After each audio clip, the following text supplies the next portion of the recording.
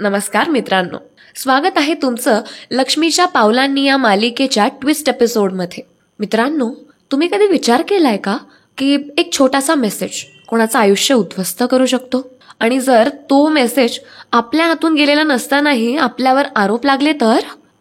आज आपण बघणार आहोत सोहम, अनामिका, काजल आणि अद्वैत यांच्यात पेटलेलं एक वादळ. आणि या वादळात कला ठरेल अद्वैतची खरी ताकद. पण यामध्ये कलाचा स्वार्थीपणा आपल्याला उमटून पडणार आहे. हो, आपलीच कला जी अगदी खरेपणाची मूर्ती होऊन फिरत असते, त्या कलेमध्ये स्वार्थीपणाचा गुण सुद्धा आहे, हे आपल्याला आता आजच्या भागामध्ये कळणार आहे. ऐकायला थोडं शॉकिंग आहे हे, पण आता आहे ते आहे. प्रेक्षकांना हे सगळं ऐकून धक्का लागलेला असेल, पण ते काय आहे हे जाणून घेण्यासाठी आपल्याला व्हिडिओ शेवटपर्यंत नक्की बघावा लागेल. तेव्हाच तर आपल्याला कळेल की खरी मजा कशात येते. चला तर मग मित्रांनो, सुरुवात करूया आपल्या आजच्या व्हिडिओला. आणि व्हिडिओला सुरुवात करण्यापूर्वी मला तुम्हाला सांगायला आवडेल की आपल्या चॅनलला सबस्क्राईब करायला विसरू नका, नाहीतर मी स्वप्नात येऊन तुम्हाला पछाडेन. चला तर मग सुरुवात करूया आपल्या आजच्या व्हिडिओला. तर मित्रांनो, होतं असं की रात्र शांत होती, म्हणजे आहे ऑफकोर्स, घरातले सगळे व्यक्ती झोपलेले आहेत. पण अनामिका, तिच्या मनात चलबिचल चाललंय. तिच्या मनात एक कारस्थान पेटलेलं आहे.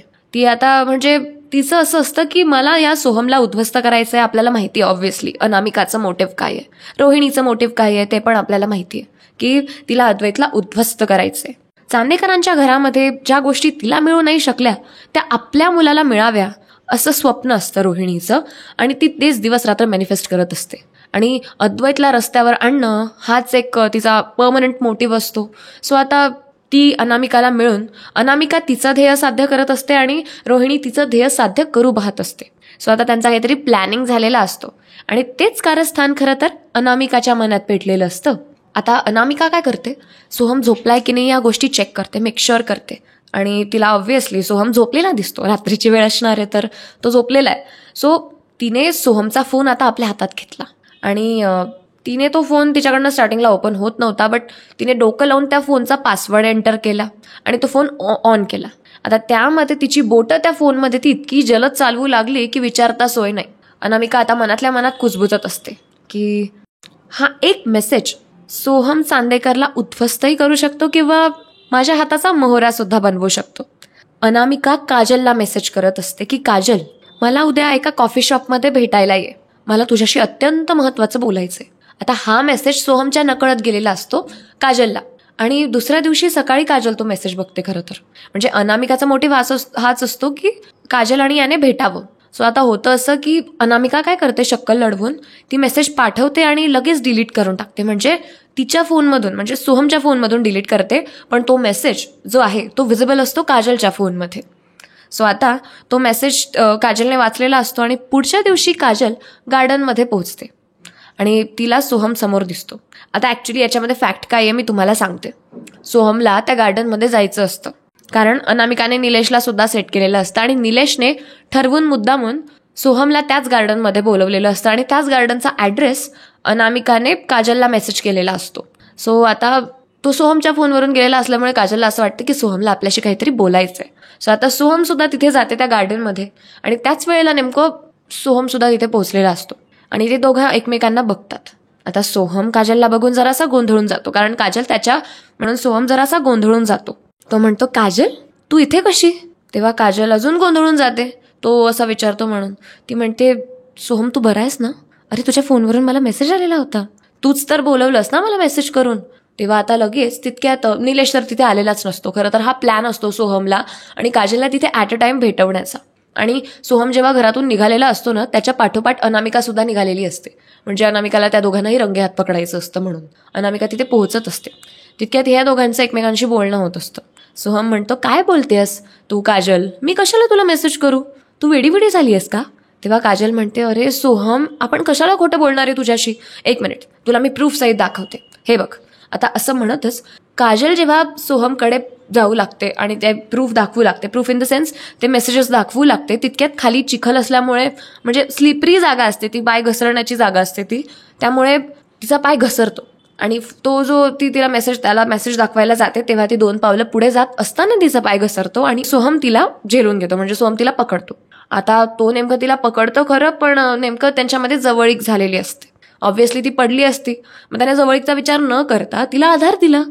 त्यामध्ये आता ते थोडे जवळ येऊन गेले. आता तो तिला पकडून घेतो, पडण्यापासून वाचवतो काजलला सोहम.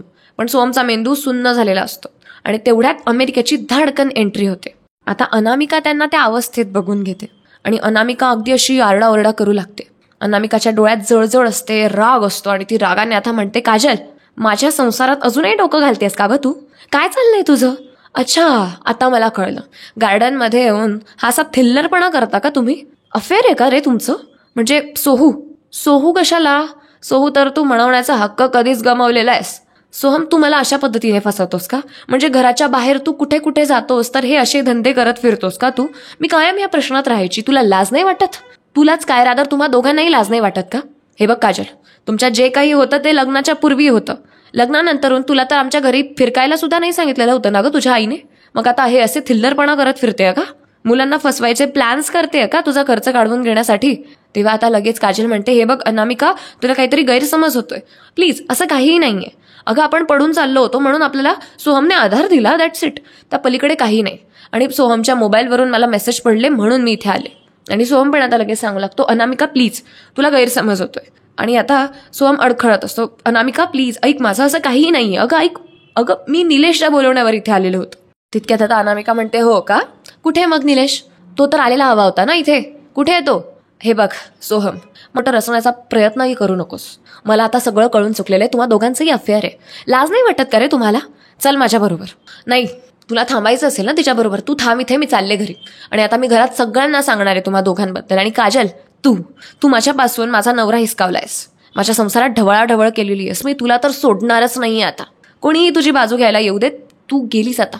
असं म्हणत आता लगेच काजल तिच्या मागे येते आणि म्हणते, हे बघ अनामिका, हे सोहमच्या फोनवरून आपल्याला मेसेज आला म्हणून आपण इथे आलो, नाहीतर मला हौस नाहीये तुझ्या संसारात ढवळाढवळ करायची. तू प्लीज सोहमबद्दल गैरसमज करून घेऊ नकोस. असं म्हणत आता अनामिकाचा हात पकडत काजल पुढे जाते आणि अनामिकेने तिला सनकन कानाखाली मारते. आता हा सीन खूप थरारक असतो. म्हणजे अनामिका काजलच्या कानात मारते. गार्डनमध्ये 4 चौघांसमोर अख्खं गार्डन थरथरतं. आणि काजलचा बिचारीचा अपमान होतो. तिचे डोळे अश्रूंनी भरून जातात. तिला खूप वाईट वाटतं आणि ती सोहमकडे बघत असते तिच्या भरलेल्या डोळ्यांनी. खरं तर सोहमला तिची खूप दया येत असते, पण सध्या तरी त्याला महत्त्वाचं वाटत असतं की आपल्या लग्नाच्या बायकोला समजावणं की आम्हा दोघांमध्येही असे काही अनैतिक संबंध नाही आहेत जे तू समजतेस. सो आता कानात मारता बरोबर अनामिका लगेच काजलला बजावते की एकदम गप्प राहा, एकदम गप्प राहायचं. आणि माझ्या मागे मागे यायची लायकी नाही आहे तुझी, कळलं ना? मी घरात आता सगळं सांगणार आहे, मग बघते तुला कुठे तोंड दाखवता येतं ते. तूच नव्हे सोहम, तुला सुद्धा ही गोष्ट लागू होणार आहे, कळेल तुला? आता अनामिका मुद्दामून लोकांसमोर तमाशा करते ह्या गोष्टीचा. आणि सोहमला पूर्णपणे अपराधीपणाची फिलिंग येत असते, खूप अपराधी वाटत असतं. आणि आता होतं असं की अनामिका धाडकन घरी निघून जाते आणि लगेच सोहम सुद्धा तिच्या मागे मागे जातो. गार्डनमध्ये एकटी उरते ती काजल. आणि काजलकडे सगळे अगदी विचित्र नजरेने बघत असतात. सगळ्यांना वाटत असतं की ह्या मुलीने या मुलाला फसवलंय आणि ह्या बाईचा म्हणजे अनामिकाचा संसार उद्ध्वस्त केलाय. ती बिचारी लाजेने पूर्णपणे लाल झालेली असते आणि रडत रडत आता काजल तशीच घरी जायला निघते. तर दुसरीकडे आता अनामिका घरी पोहोचते आणि सोहम सुद्धा तिच्या मागोमाग घरी पोहोचलेला असतो. घरी आल्यानंतरून ते दोघंही एक कोपरा गाठतात. कोपरा म्हणजे त्यांच्या रूममध्ये जातात. आता सोहम तिला पूर्णपणे समजावण्याचा प्रयत्न करत असतो की अनामिका प्लीज, तुला गैरसमज होतोय, माझं ऐक प्लीज. अगं मला नाही माहिती माझ्या फोनवरून तिला कसा काय मेसेज गेला. ती मला तिच्या फोनमधला मेसेज दाखवत होती. तिचा पाय घसरला म्हणून मी तिला आधार दिला. हे बघ, तुला जसं वाटतंय तसं काहीही नाहीये. प्लीज घरामध्ये त्या गोष्टींचे तमाशे करू नकोस. तेव्हा आता अनामिका अगदी थंड आवाजात म्हणते, हो का? तमाशा तर मी करेलच. त्याबरोबर तुझी तर प्रतिष्ठा जाईलच, पण तुझी सो कॉल्ड काजल आहे ना, तिचं सुद्धा आयुष्य मी बर्बाद करेल आणि लग्न सुद्धा कोणाला मी करू देणार नाही तिच्यासोबत, इतकं तिचं नाव खराब करेल. तेव्हा आता लगेच सोहम म्हणतो की हे बघ अनामिका, आपल्यातल्या गोष्टी आपण आपल्यात मिटवायला हव्या. अगं त्या मुलीने काय केलेलं आहे? का तिला आपण त्रास देतोय? का तू तिच्यावर टपून बसली आहेस? तेव्हा आता लगेच अनामिका म्हणते, ओह तुला एवढा पुळका येतोय तिचा? ठीक आहे, चालू द्या मग, मी पण मला माझं काम करते, मला पटेल ते. तेव्हा आता लगेच सोहम म्हणतो, अनामिका प्लीज असा विचार नको करू, माझं आणि तिचं काही नाहीये. काय केलं म्हणजे तुला ही गोष्ट सिद्ध करता येईल मला कळत नाहीये, प्लीज हे सगळं थांबव. तेव्हा आता अनामिका अगदी थंड आवाजात म्हणते, ओके तुला असं वाटतंय का की मी या गोष्टीचा इश्यू करू नये? तेव्हा सोहम म्हणतो, हो मी त्यासाठी वाटेल ते करायला तयार आहे अनामिका, तुला शाश्वती पटावी म्हणून मी वाटेल ते करेल. तेव्हा आता लगेच अनामिका अगदी थंड आवाजात म्हणते, मग आता एकच उपाय आहे, तुला जर आपला संसार जेन्युइनली वाचवायचा असेल ना सोहम, तर एकच उपाय. तेव्हा सोहम म्हणतो, काय झालं, काय उपाय आहे सांग, मी सगळं काही करेन. मला आपला संसार मोडायचा नाहीये, माझं कुठेही अफेअर नाहीये अनामिका. तेव्हा आता लगेच अनामिका म्हणते की ठीक आहे, आता मी असं ऐकलंय की चांदेकर ज्वेलर्सच्या बोर्ड ऑफ डिरेक्टरची मीटिंग होणार आहे, बरोबर? तेव्हा आता सोहम म्हणतो की हो, पण त्याशी आपला काय संबंध, मी तर ऑफिसला जातही नाही, आणि तू असं का विचारतेस? तेव्हा अनामिका म्हणते, अरे सोहू धीर धर, सांगते ना तुला मी सगळं, माझं पूर्ण ऐक, आणि तुझ्याच्याने जर ते पॉसिबल असेल तर मला करून दाखव, आणि नसेल तर तसंही सांग, कारण मला बरं आहे ना ऑप्शन दुसरं. आता अनामिका त्याला ब्लॅकमेल करत असते. का आता सोहमला सांगते की बोर्ड ऑफ डिरेक्टरच्या मीटिंगमध्ये अद्वैतला खाली खेचायचं आहे तुला, आणि तुझ्या बाबांना म्हणजे श्रीकांत चांदेकरांना तिथे बोर्ड ऑफ डिरेक्टरच्या जागी अपॉइंट करायचं आहे, नाहीतर तुला माहिती आहे परिणाम काय होतील. तेव्हा सोहम म्हणतो, बघ तुझं म्हणणं बरोबर आहे जे काही असेल, पण मी दादाचे टुवर्ड्स अशा भावना कधीच ठेवलेल्या नाही. दादासोबत मी एवढा मोठा अन्याय कसा काय करू शकतो? आणि महत्त्वाची गोष्ट म्हणजे ऑफिसची कुठलीही गोष्ट, कुठल्याही गोष्टींमध्ये मला हात लावायची गरज नाही आहे, कारण माझा त्याशी संबंधच येत नाही. माझ्याकडे तेवढी अथॉरिटी नाही आहे, माझा तेवढा काही हक्क नाही आहे आपल्या चांदेकर ज्वेलर्समध्ये. मग मी कसं काय हे सगळ्या गोष्टी सिद्ध करणार आहे? हां, आणि पहिला मुद्दा, मी असं करणं शक्यच नाही आहे अनामिका. सोहमला खरं तर खूप मोठा धक्का बसलेला असतो. सोहम म्हणतो, अगं मी असं कसं करू, हा विश्वासघात होईल माझ्या भावाच्याच बद्दल, आणि हे सगळं नाही अनामिका प्लीज, आपण चुकतोय इथे, मी असं नाही करू शकत. अगं माझ्या भावाने खूप काही केलेलं आहे माझ्यासाठी, आणि मी माझ्या भावाला अशा पद्धतीने फसवू नाही शकत अनामिका प्लीज. तेव्हा आता अनामिका हसत पण विषारी आवाजात म्हणते की ओके, तू जर ही गोष्ट नाही मानलीस तर मी घरात ओरडून सांगेल की तू काजलसोबत एंगेज आहेस, म्हणजे तुम्हाला दोघांचं एक्स्ट्रा मॅरिटल अफेअर आहे, तिचंही आयुष्य उद्ध्वस्त करेन मी, आणि तुझं तर होणारच आहे. आता मात्र सोहमच्या डोळ्यात अश्रू येत असतात, पण त्याच्या हातात काही पर्यायच नसतो. अनामिकाच्या ब्लॅकमेलिंगला त्याला बळी पडावंच लागतं, कारण त्याला संसारही वाचवायचा असतो. पण कुठेतरी त्याला भावासोबत केलेल्या अन्यायाची जाणीव असते, त्याला खूप वाईट वाटत असतं. त्यामुळे रडत कुडत का असे ना, आपल्या भावना लपवत तो ह्या सगळ्या गोष्टी करायला विवश झालेला असतो, आणि त्या दृष्टीने तो त्याची पावलं पुढे करतो. सोहम आता असा विचार करत असतो की आता मी या सगळ्यामध्ये पडू कसं काय, कारण ऑफिसची कुठलीही गोष्ट तर माझ्या हातात नाहीये. तो आता अनामिकाला या सगळ्या गोष्टी शेअर सुद्धा करतो की अनामिका तू बोलली आहेस खरं, पण अगं मी हे सगळं कसं करणार आहे? तेव्हा अनामिका म्हणते, ते तुझ्यावर आहे की ते तुला कसं करायचंय. आता तेही मी सांगेन तर मलाच करायला काय झालं होतं. बाय द वे, मी तुला एक ऑप्शन देऊ शकते सोहम. हे बघ, जी बोर्ड ऑफ डिरेक्टर मीटिंगमधली जी कमिटी येणार आहे त्या लोकांना तू विकत घेऊन टाक, त्यासाठी तुला जितके पैसे हवे असेल तितके मी देते. सो आता सोहम तसंच करतो. तिथले जे कमिटी मेंबर्स असतात त्यांना तो सेट करून घेतो आपल्या बाजूने, आणि जेव्हा आता बोर्ड मीटिंग असते, आता बोर्ड मीटिंगचा दिवस उजाडतो आणि कमिटी मीटिंग चांदेकर ज्वेलर्सच्या ऑफिसमध्ये सुरू होते. त्या मीटिंगला श्रीकांत सुद्धा तिथे हजर असतो. सो आता होतं असं की ती जी मीटिंग चाललेली असते त्यामध्ये अद्वैत आत्मविश्वासाने प्रेझेंटेशन देत असतो, आणि तिथे जे गुंतवणूकदार असतात ते सुद्धा खुश होतात. म्हणजे थोडक्यात त्यांचा करार झालेला असतो, आणि 50% अमाऊंट ट्रान्सफर सुद्धा झालेली असते, इन्व्हेस्ट सुद्धा झालेली असते 50% अमाऊंट. सो आता त्याच रिगार्डिंग आता अद्वैत काम कुठवर आलं याचं प्रेझेंटेशन करत असतो. त्याने ते पैसे इन्व्हेस्ट सुद्धा केलेले असतात. सो आता होतं असं की ती मीटिंग जी चाललेली असते ती ऐकून आता ज्या लोकांनी गुंतवणूक केलेली असते ती लोक सुद्धा खूप खुश होतात. बट तितक्यात आता तिथले जे कमिटी मेंबर्स असतात तेवढ्यात ते म्हणतात की ते सगळं ठीक आहे मिस्टर चांदेकर, तुम्ही खूप छान प्रेझेंटेशन दिलेलं आहे, वॉट एव्हर इट इज, खूप छान आहे गोष्टी, पण आम्हाला तुमची पोझिशन चेंज करायची आहे, म्हणजे बोर्ड सदस्यांमधून तुम्हाला बरखास्त करायचं आहे. तेव्हा आता लगेच अद्वैत म्हणतो, व्हॉट, कसं शक्य आहे हे? मी आधीपासून इथे आहे आणि आताही असेल, नवीन बोर्डचे सदस्य आम्ही तुम्हाला नाही बनवू शकत. तेव्हा अद्वैत म्हणतो, मग जागा वॅकंट कशी काय राहील? तेव्हा आता ती लोक सांगतात की कमिटी मेंबर्स बोलतात की श्रीकांत चांदेकर तुमचे काका आहेत, लहान काका, सो त्यांना आम्ही नवीन बोर्ड सदस्य म्हणून त्यांची नेमणूक करायचं ठरवलं आहे आणि तुम्हाला रेजिग्नेशन द्यावं लागेल. तेव्हा आता अद्वैत म्हणतो, पण कशासाठी? जोपर्यंत तुमच्याकडे ठोस कारण नाही आहे तोपर्यंत तुम्ही मला बरखास्त करूच शकत नाही. आता अद्वैत अगदी रितसर पद्धतीने बोलत असतो.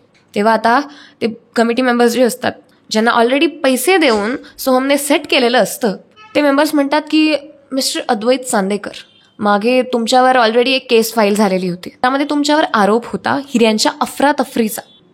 M I right? तेव्हा अद्वैत म्हणतो, हो, पण तो आरोप खोटा सिद्ध झालेला आहे आणि आय वॉज इनोसेंट, माझी निष्पाप सुटका झालेली आहे, मी काहीही केलेलं नव्हतं आणि ही गोष्ट प्रूव्ह सुद्धा झाली आहे कोर्टामध्ये. तेव्हा आता लगेच ते बोर्ड सदस्य, ते कमिटी मेंबर्स म्हणतात, ते जे काही असेल पण आम्ही आमच्या बोर्डमध्ये असा मेंबर ठेवूच शकत नाही ज्यावर ऑलरेडी एकदा असा काही आरोप झाला आहे किंवा अशी काही केस झालेली आहे. त्याचा इम्पॅक्ट इनडायरेक्टली आपल्या इतर गोष्टींवर पडेल. सो सॉरी, आम्ही या सगळ्यामध्ये काहीच करू शकत नाही. आता अद्वैत खूप थबकला हे सगळं ऐकून. त्याचा चेहरा पांढरा फटक पडला आणि तो अगदी म्हणजे स्वतःशीच म्हणत असतो की हे शक्यच कसं आहे, हे कसं काय झालं. गुंतवणूकदार आधीच अद्वैत सोबत करार करून बसलेले होते, मग अचानक श्रीकांत कसा काय. सो आता त्याच गोष्टींचा विचार अद्वैतच्या डोक्यात चाललेला असतो आणि अद्वैतला त्याच्या पोझिशनवरून बरखास्त केलं जातं. म्हणजे त्याने रेप्रेझेंट केलेलं प्रेझेंटेशन तर वेस्ट जातंच, पण त्याची पोझिशन सुद्धा जाते. आणि आता दुसरीकडे घरापर्यंत ही बातमी जेव्हा पोहोचते, म्हणजे श्रीकांतला ऑब्व्हियसली ही अपॉर्च्युनिटी मिळाली आहे त्यामुळे तो खुशच असतो, पण अर्ध्यातून त्याला कॉल आल्यामुळे बाहेर जावं लागलेलं असतं. त्यामुळे त्याला योग्य ते कारण माहीतच नसतं.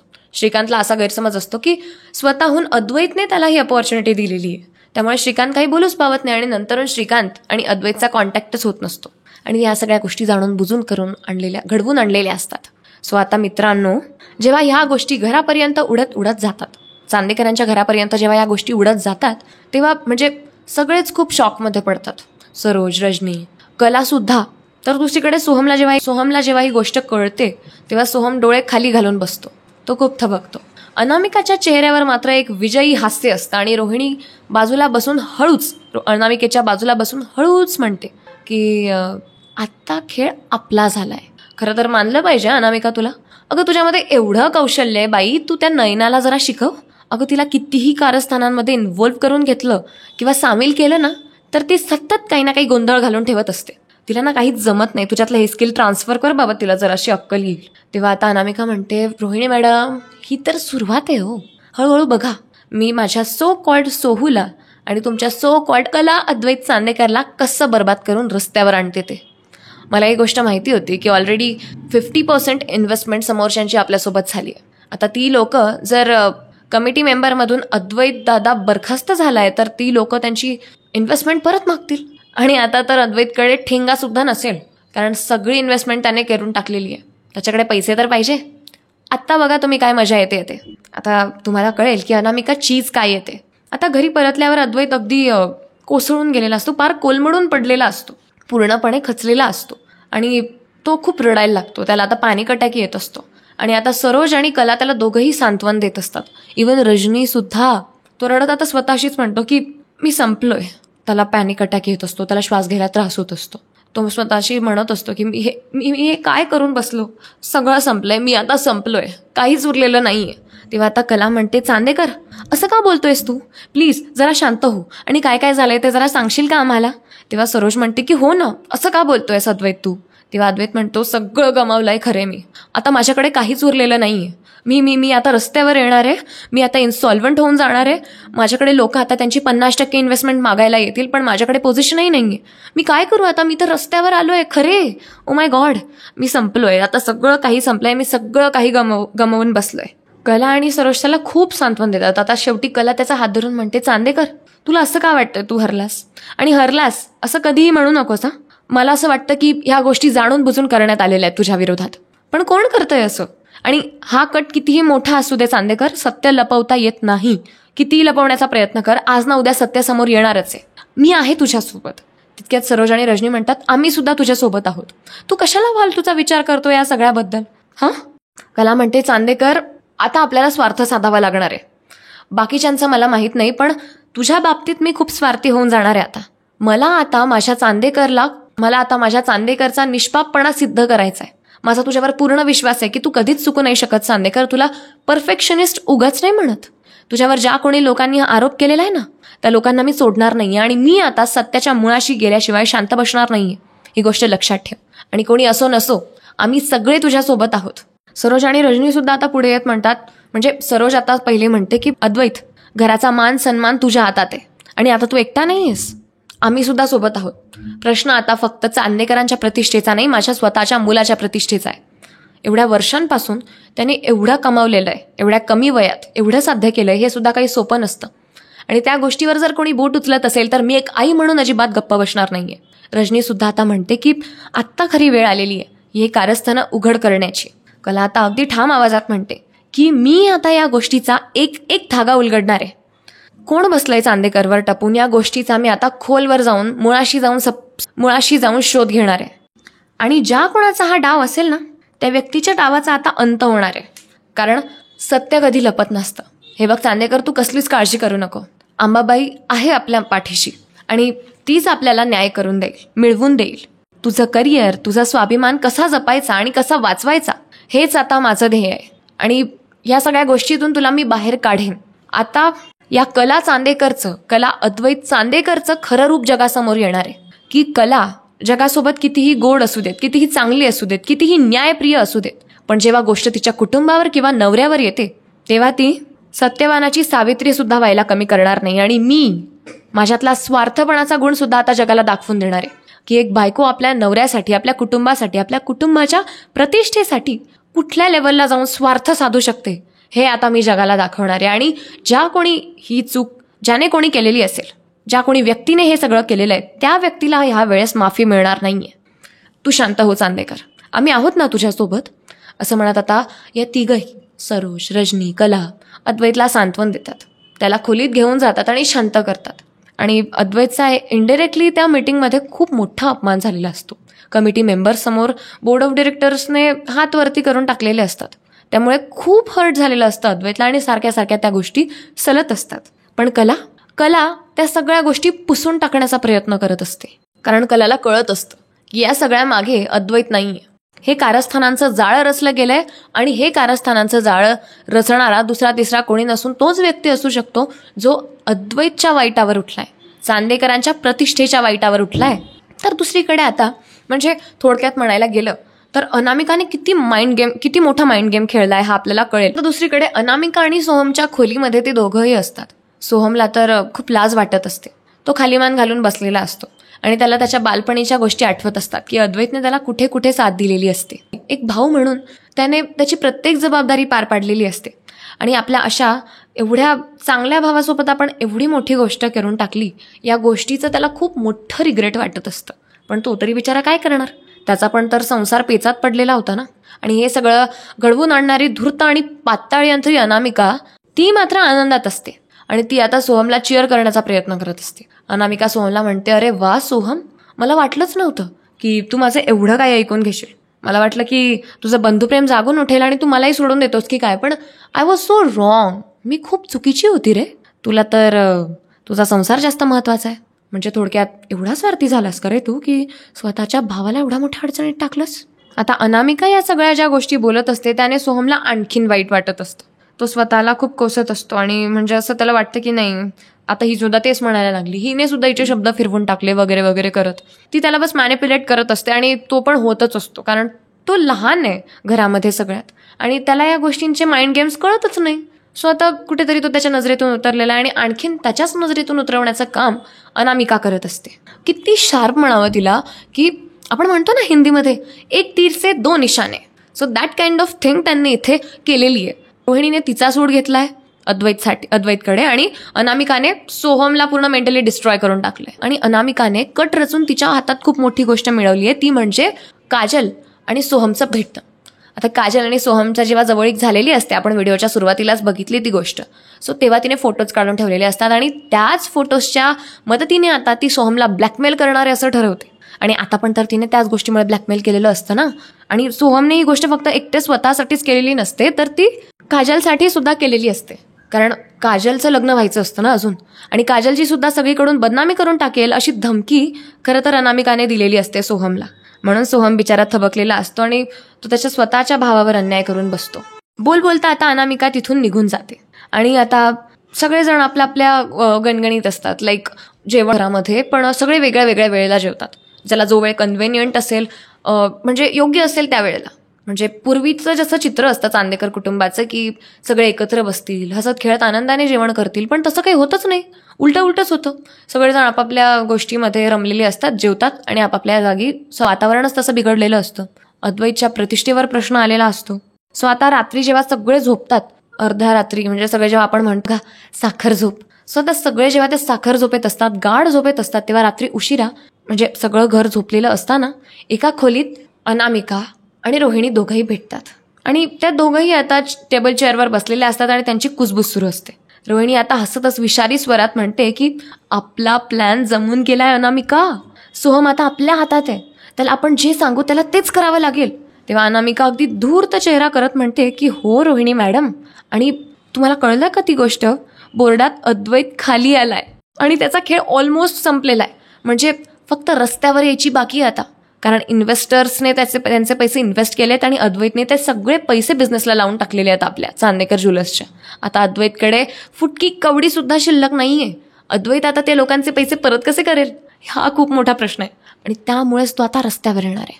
आणि या सगळ्या गोष्टीमुळे अद्वैत आता तेवढे पैसे घरात आबांकडून मागू सुद्धा शकणार नाही, कारण त्याचा सो कॉल्ड स्वाभिमान जागून उठेल.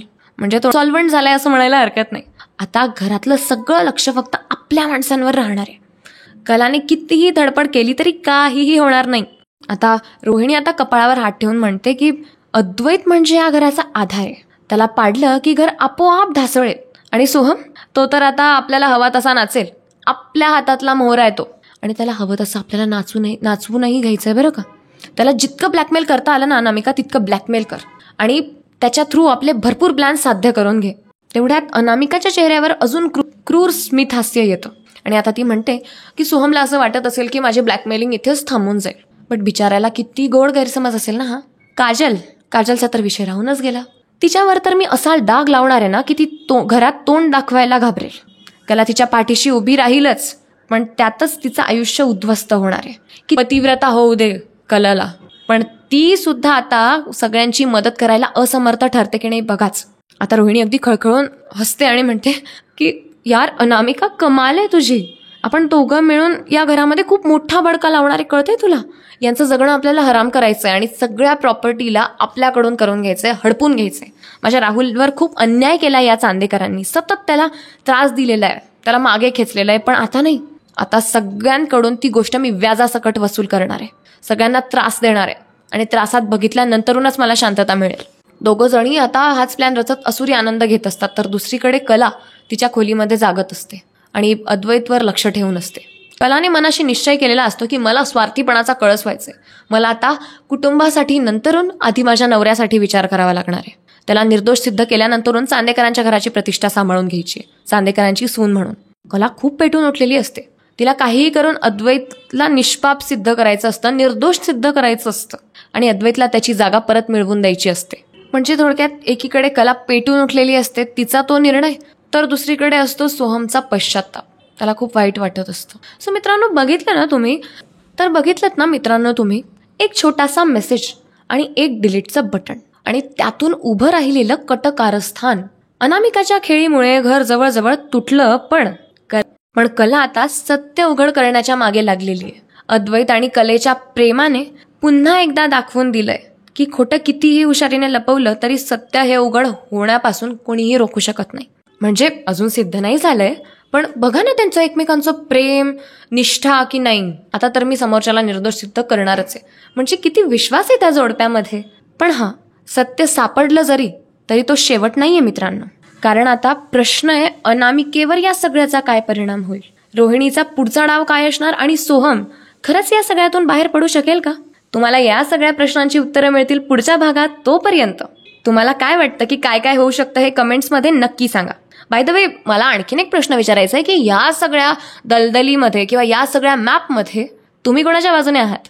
आणि हो, हे सगळं फक्त मनाशी स्वतःशीच नाही सांगायचंय किंवा मनाशीच नाही ठरवायचंय की नाही मी पर्टिक्युलर सोहमच्याच बाजूने आहे, मी कलाच्या बाजूने आहे. नो, तुम्हाला हे सगळं कमेंट्समध्ये सांगावं लागणार आहे. आपण त्यानुसार चर्चा करू शकतो ना एकमेकांशी की हां, तुमचं म्हणणं बरोबर आहे, मला या मॅनरमध्ये तुमचं म्हणणं आवडलं.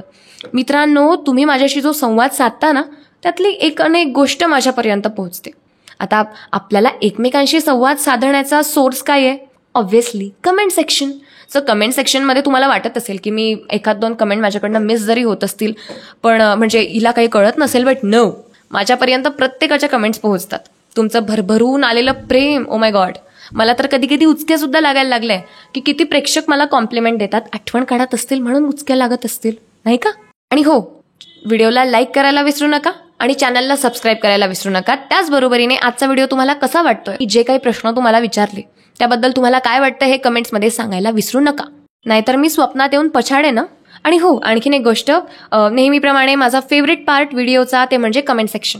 मी तुम्हाला म्हणाले की माझ्यापर्यंत प्रत्येकाच्या कमेंट पोहोचतात आणि आता मला कमेंट करणाऱ्या छान छान प्रेक्षकांचं मला नाव इथे अनाऊन्स करायला आवडेल. सो आता मी प्रत्येक भागातच अनाऊन्स करते. सो ॲज युजल मला ह्या भागामध्ये सुद्धा अनाऊन्स करायला आवडेल. आणि या व्हिडिओला सुद्धा भरभरून प्रेम द्या. आपण पुढच्या व्हिडिओमध्ये आणखीन छान छान सरप्राईजेस ठेवू. ओके. सो आता मला पहिलं नाव घ्यायला आवडेल. गेल्या काही व्हिडिओजमध्ये खूप छान छान कमेंट्स आलेले आहेत, खूप छान छान मतं व्यक्त केली आपल्या प्रेक्षकांनी. त्यातून पहिलं नाव आहे जयश्री बेंडाळे. त्या म्हणतात की खूप छान सांगते, थँक्यू. त्यानंतर आहेत विजया काटे. विजया काटे यांच्या 2 कमेंट्स आहेत. आणि मार्गरेट जॉन म्हणून आहेत, त्यांची सुद्धा खूप छान कमेंट आलेली आहे त्या ठिकाणी. त्यानंतर आहेत राधेकृष्णा करून एक छानशी आयडी आहे, त्यांनी कमेंट केली आहे. वैभव कुष्टे आहेत. रंजना डांगे. ओके. त्यानंतर Shubhangi Badekar, Anand Keswani. Oh my god. ह्या व्यक्तीचं प्रेमच विलक्षण आहे, म्हणजे या सिरियलच्या 2 वर्ड्स. आणि खूप छान कमेंट्स असतात यांच्या. ओ माय गॉड. मी दरवेळेस कमेंट सेक्शनमध्ये याच व्यक्तीची वाट बघत असते. हे एवढ्या मोठ्या पॅरेग्राफमध्ये कोण कोणाला कॉम्प्लिमेंट करतं आजकाल. मित्रांनो, तुम्ही सुद्धा बघा. खूप छान प्रेक्षक आहे, म्हणजे माझे फेवरेट प्रेक्षकांपैकी एक आनंद केसवानी जी आहेत, जे कोणी ते आहेत, जिथले कुठले ते आहेत, मला जाणून घ्यायला आवडेल की तुम्ही कुठले आहात सर. म्हणजे मी खूप डेस्परेट आहे तुमच्याबद्दल जाणून घेण्यासाठी. त्याच्याकडे समोरच्याचं कौतुक करण्यासाठी एवढे शब्द कुठून येतात. सो मलाही ते स्किल शिकायचं आहे. सो डेफिनेटली तुम्ही कुठले आहात मला जाणून घ्यायला आवडेल. प्लीज कमेंट्समध्ये नक्की सांगा. त्यानंतर आहेत मालिनी जाधव, सुशीला मस्के, सरिता दांडेगावकर. ओके. आणि साधना महाले. ओके. नाईस. व्हेरी वेल. तर मित्रांनो, हे होते आपले बेस्ट प्रेक्षक. सो तुम्हालाही या लिस्टमध्ये समाविष्ट व्हायचं असेल तर व्हिडिओला छान छान कमेंट्स करत चला. आणि मी प्रश्न विचारलाय की तुम्ही कोणाच्या बाजूने आहात, सो त्याचं उत्तर द्यायला विसरू नका. तेवढंच आपल्याला कळतं की एकमेकांची मतं काय काय आहेत, बाकी काही नाही. ओके. सो आता वेळ झाली आहे थांबण्याची. मी इथेच माझ्या वाणीला पूर्णविराम देत व्हिडिओला एंड करते. भेटूया पुढच्या व्हिडिओमध्ये लवकरच. तोपर्यंत धन्यवाद.